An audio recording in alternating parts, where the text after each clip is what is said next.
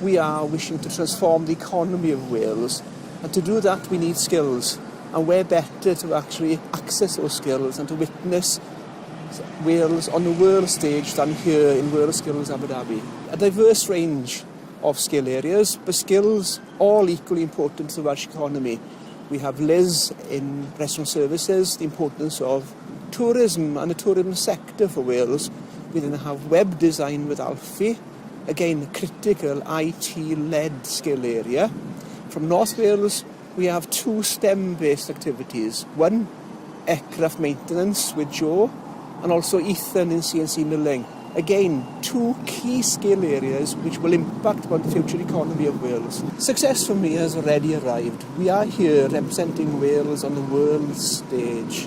No matter what happens during the rest of the week, we've proven the point that we've achieved a world-class level in all the skill areas we represent. It's fiercely hot, it's fiercely competitive. They will feel the strain this week, but we've done our utmost to prepare them.